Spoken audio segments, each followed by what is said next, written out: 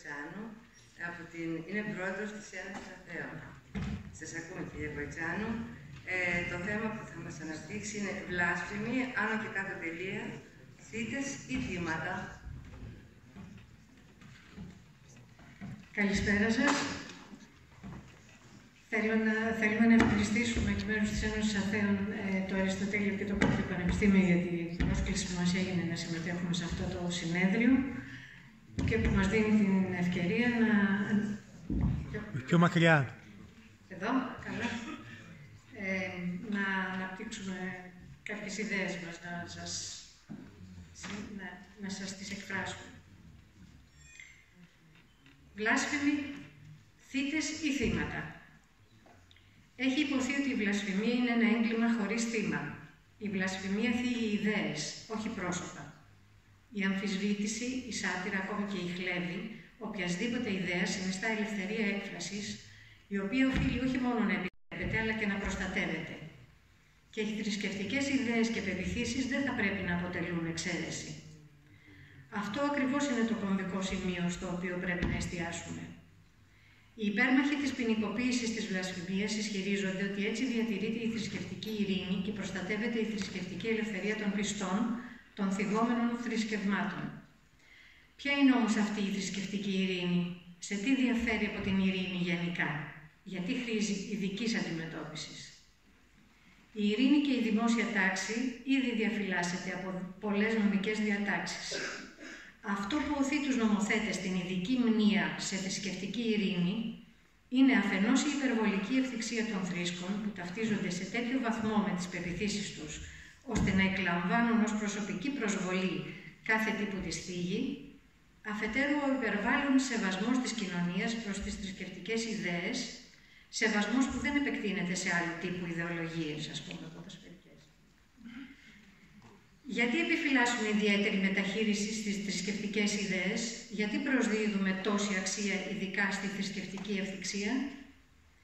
Εάν προσβάλλουμε μια πολιτική ιδεολογία ή ακόμη και μια ποδοσφαιρική ομάδα, οι οπαδοί της ενδέχεται να εξοργιστούν και να προβούν σε πράξεις βίας, διαταράσσοντας έτσι τη δημόσια τάξη. Κανείς ωστόσο δεν προτείνει ποινικοποίηση της εξύβρισης πολιτικής ιδεολογίας ή ποδοσφαιρικής ομάδας για να μην διαταραχθεί η πολιτική ειρήνη ή η ποδοσφαιρική ειρήνη. Υφίστανται κυρώσεις οι οπαδοί αυτών των ιδεών εφόσον βιοπραγήσουν, όχι όμως αυτοί που προσέβαλαν την ιδεολογία τους. Στην περίπτωση της βλασφημίας όμως συμβαίνει ακριβώς το αντίθετο. Στη συνείδησή μας η βλασφημία έχει ταυτιστεί με υβριστικές εκφράσεις. Όμως δεν περιορίζεται σε αυτές, ούτε αποτελούν αυτές αναγκαία συνθήκη για βλασφημία. Η Ένωση Αθέων, λόγου χάρη, οργανώνει κάθε χρόνο το φανερό δείπνο και τη γιορτή του Αγίου Ινοπνεύματος. Ο τίτλος αυτών των εκδηλώσεων θα μπορούσε να θεωρηθεί βλάσφημος, καθώς αποτελεί λογοπαίγνιο βασισμένο σε μεγάλες χριστιανικές γιορτές. Ωστόσο δεν είναι υβριστικός ούτε προσβλητικός. Απλώς τολμά να αμφισβητήσει την ιερότητα ενός δόγματος. Αυτός είναι ο πραγματικός λόγος που ενοχλεί. Για τον ίδιο λόγο που ενοχλούν τόσο τα έργα τέχνης και τα σατυρικά δημοσιεύματα, ενώ κανείς δεν ασχολείται με την καθημερινή καθίβρηση των θείων από οργισμένους οδηγούς ή με τον χλευασμό του μοναστικού και του ιερατικού σχήματος από αναρρύθμιτους βλάσφημους καρναβαλιστές ετησίως. Όσο για τη θρησκευτική ελευθερία, είναι προφανές ότι διόλου δεν περιορίζεται από τη βλασφημία. Η σκληρή κριτική, η σάτυρα και η χλέβη ενδεχομένως να δυσαρεστούν, αλλά δεν εμποδίζουν διόλου τους πιστούς στην άσκηση των θρησκευτικών τους καθηκόντων. Ο νόμος πρέπει να προστατεύει την ελεύθερη άσκηση της θρησκευτικότητας, αλλά ταυτόχρονα θα πρέπει να γίνει σαφές ότι οι ίδιες οι θρησκείες δεν συνιστούν κάτι παραπάνω από συστήματα ιδεών. Η κριτική και ο σχολιασμός των οποίων πρέπει να είναι τελείως ελεύθεροι σε μια σύγχρονη κοινωνία που επιζητά την πρόοδο. Και ο νόμος θα πρέπει να προστατεύει και την άσκηση της κριτικής αυτής αντί να την ποινικοποιεί. Το γεγονός αυτό έχει γίνει κατανοητό από τα περισσότερα ευρωπαϊκά κράτη που καταργούν ένα-ένα τις διατάξεις περί βλασφημίας από την νομοθεσία τους. Το 2008 καταργήθηκαν στην Αγγλία και την Ουαλία, το 2009 στην Νορβηγία, το 2014 στην Ολλανδία, το 2015 στην Ισλανδία, το 2016 στη Μάλτα, το 2017 στη Γαλλία και τη Δανία. Πιο πρόσφατη περίπτωση της Ιρλανδίας, όπου στις 26 Οκτωβρίου 2018 αποφασίστηκε με δημοψήφισμα να καταργηθεί η συνταγματική διάταξη περί βλασφημίας. Με όλα τα αυτά, στην Ελλάδα του 21ου αιώνα, η βλασφημία εξακολουθεί να αποτελεί ποινικό αδίκημα. Τον Ιούνιο του 2012 συνελήφθησαν 3 ηθοποιοί της παράστασης Corpus Christi έπειτα από μήνυση που κατατέθηκε για καθίδρυση θρησκεύματος και κακόβουλη βλασφημία. Με εντολή εισαγγελέα, οι 3 καλλιτέχνες αφέθηκαν ελεύθεροι, όμως σε βάρος τους σχηματίστηκε δικογραφία. Η Ιερά Σύνοδος είχε χαρακτηρίσει το έργο βλάσφημο και απαράδεκτο. Τον Σεπτέμβριο του 2012 συνελήφθη ο δημιουργός της σατυρικής σελίδας Γέρον Παστίτσιος, αντιμετωπίζοντας κατηγορίες για κακόβουλη βλασφημία και καθίδρυση θρησκεύματος, λίγες μέρες μετά από κατάθεση επίκαιρης ερώτησης στη Βουλή από το κόμμα της Χρυσής Αυγής σχετικά με το ζήτημα και 4 μόλις μέρες μετά την αρνητική απάντηση του τότε Υφυπουργού Δικαιοσύνης Κωνσταντίνου Καραγκούνη, με σιωπηλή συνένεση του υπόλοιπου Κοινοβουλίου, σε αίτημα βουλευτή του ΣΥΡΙΖΑ Πέτρου Τατσόπουλου για την κατάργηση των άρθρων του ποινικού κώδικα περί βλασφημίας. Καταδικάστηκε σε 10 μήνες φυλάκιση με αναστολή για καθίδρυση θρησκεύματος κατά εξακολούθηση. Άσκησε έφεση και τελικά έπαυσε η ποινική δίωξη βάσει ενός άλλου νόμου που εξάλειφε το αξιόπινο μικρών αδικημάτων. Αλλά ο κατηγορούμενος δεν αθώθηκε, ενώ φυσικά τα επέσχυντα άρθρα του ποινικού κώδικα παραμένουν σε ισχύ και εξακολουθούν να εφαρμόζονται σε βάρος της ελεύθερης έκφρασης. Τον Ιούνιο του 2016, η Ένωση Αθέων, μέλος της Διεθνούς Αθεϊστικής Συμμαχίας και της Ευρωπαϊκής Ουμανιστικής Ομοσπονδίας, συνυπογράφει με 54 οργανώσεις από όλο τον κόσμο κοινή ανακοίνωση που στάλθηκε στο Υπουργείο Δικαιοσύνης, ζητώντας την κατάργηση των άρθρων περί βλασφημίας από τον ελληνικό ποινικό κώδικα.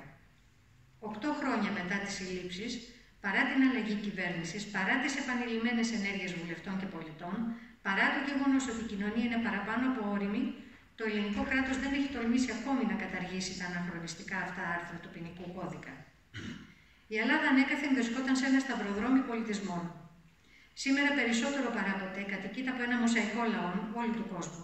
Ενώ καθημερινά καταφθάνουν νέοι μετανάστες και πρόσφυγες, πολλοί από τους οποίους εγκαθίσταται μόνιμα στη χώρα μας, φέρνοντας μαζί τους την κουλτούρα τους, τα έθιμά τους και φυσικά τις θρησκείες τους.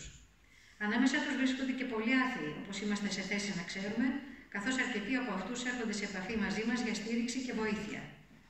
Ταυτόχρονα, όλο και περισσότεροι Έλληνες απομακρύνονται από τις παραδοσιακές θρησκείες. Είτε διαμορφώνουν μια πιο σύγχρονη προσωπική θρησκευτικότητα, είτε γίνονται άθρησκοι, άθεοι ή αγνωστικιστές. Όλοι αυτοί οι άνθρωποι συνθέτουν ένα πολυσύνθετο τοπίο γεμάτο ποικίλες ιδέες και πεποιθήσεις, πολύ διαφορετικές μεταξύ τους. Είναι επόμενο ότι όλες αυτές οι ιδέες θα συζητηθούν, θα γίνουν αντικείμενο κριτικής και σχολιασμού, πολλές φορές ακόμη και απαξίωσης, σάτυρας ή χλέβης. Είναι ανεδαφικό να προσπαθήσουμε να τις διατηρήσουμε στο απειρόβλητο. Και είναι απαράδεκτο να το επιχειρήσουμε καθιστώντας την προσβολή ιδεών ποινικό αδίκημα. Με τη βλασφημία θίγονται ιδέες, όχι πρόσωπα. Οι βλάσφημοι όχι μόνο δεν βλάπτουν κανέναν, αλλά αντίθετα κινδυνεύουν οι ίδιοι, όχι μόνο από τους εύθυκτους που ίσως τους επιτεθούν, όπως έγινε στην παράσταση του Corpus Christi, αλλά και από το ίδιο το κράτος που τους τιμωρεί, ενώ θα έπρεπε να τους προστατεύει.